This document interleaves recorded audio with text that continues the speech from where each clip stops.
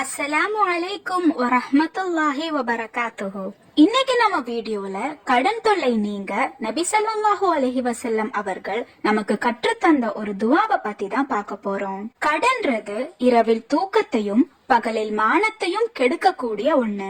ஆயிஷா ரலியல்லாஹு தஆலா அன்ஹா அவர்கள் கூறினார்கள், நபி ஸல்லல்லாஹு அலைஹி வஸல்லம் அவர்கள் தொழுகையின் கடைசி பகுதியில் கடன் தொல்லையிலிருந்து தன்னை பாதுகாக்க துஆ செய்வார்கள். நீங்கள் ஏன் இவ்வாறு துஆ செய்கிறீர்கள் என்று கேட்டபோது நபி ஸல்லல்லாஹு அலைஹி வஸல்லம் அவர்கள் கூறினார்கள், ஒரு அடியான் கடன் பட்டுவிட்டால் பொய் பேசுபவரும் கொடுத்த சத்தியத்தை மீறுபவராகவும் ஆகிவிடுவார். எனவே நான் அல்லாஹு தஆலாவிடம் பாதுகாப்பு கேட்கிறேன் என்று கூறினார்கள். நபி ஸல்லல்லாஹு அலைஹி வஸல்லம் அவர்கள் அந்த நேரத்துல ஓதுன துஆ, அல்லாஹும்ம இன்னி அஊது பிக மினல் மஅஸமி வல் மஅரம்.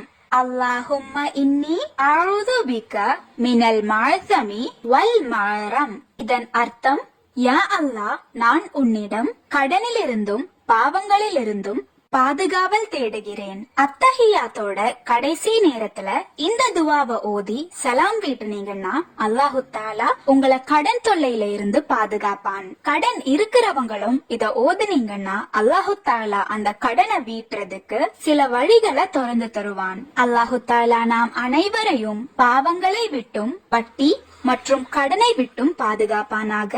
ஆமீன்.